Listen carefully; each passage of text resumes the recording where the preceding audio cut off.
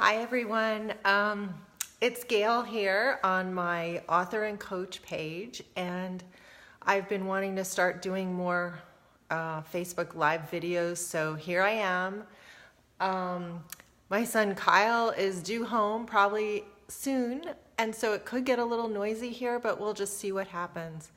So the topic that's been on my mind a lot today, and actually for the last few weeks, has been resilience. And I write about resilience in my book. There's a poem on resilience there. And what I wanted to just talk about today is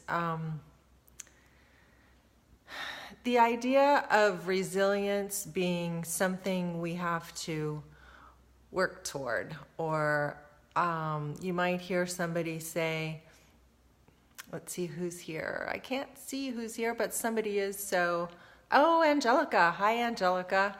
The idea of resilience as being something that you might have to work toward becoming more resilient. And what I'm going to share is the fact that as human beings, we are all resilient by nature. That is part of our core. That's the innate wisdom and intelligence that we were all born with. So we don't have to find resilience. We don't have to figure out how to be resilient. What I would propose is that we notice our resilience and notice how we sort of bob up to the surface of life when we get pushed down.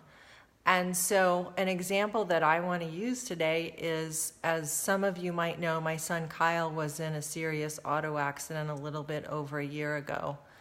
And I would say that if we were looking at the metaphor of an ocean, that life pushed us and him under the surface for a while. And we all did a bit of thrashing. We did a bit of floating, coasting, figuring out, oh, let's see, what does Angelica say? You have to wait a minute before people get on when you start to go live. Okay. Yeah, I know not everybody's going to make the live conversation, so I figure it will be recorded and people can see it afterwards. But I'm kind of new to this, so thanks for the tip. Anyway, what I was saying about resilience is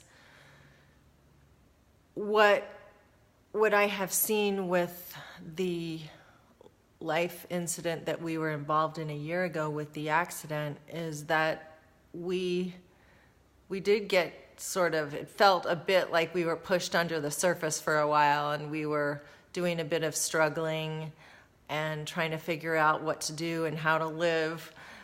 And what I saw over the last year and little over a year is just how resilient we all are as human beings. And it's incredibly, incredibly beautiful how much of bouncing back to the surface, if you want to stick with that water metaphor, is something that we just do.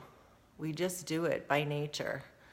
And we figure out what to do as we go along, and then a year down the road, you look at just how resilient you become. So with the example of my son Kyle, with his healing from the accident, he had a lot of broken bones, and he came home from the hospital in a wheelchair. And sure enough, a year later, he's walking 5.5 miles on a track. He didn't really have a whole lot to do with his resilience and his healing process in many ways, other than taking one step at a time, literally. And I remember when his physical therapist was at the house, and he would tell me that Kyle's just going to start walking, and we could support him and help him here and there, but he's just going to do it. And that's exactly how it happened. And Kyle has a lot of challenges with negotiating life, but his resilience is sort of immune to those challenges because his innate resilience, that resilience that he has deep within, was just always with him and served him in his healing process. And there wasn't a whole lot of figuring out that he had to do or that we had to do even. We just had to make some adaptations as he was healing. So I share this because I think resilience is so beautiful, and especially when we notice it and we see it, and we know that it's not something we have to work at. We just have to take one step at a time and allow our natural, innate process to do the work and to bounce us back to the surface. And usually the surface isn't the same surface we had before the challenge.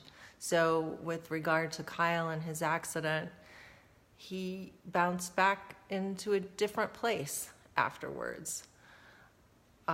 So if we're expecting to be the same as we were before a life event takes place or before a challenge, I think it's really useful just to know we're not going to be, but life keeps flowing along and moving along, and resilience is just part of that journey.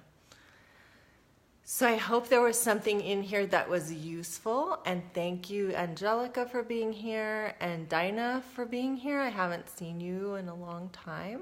And for everybody else that's listening to the recording, I hope to make more of these, maybe even later this week. So bye for now.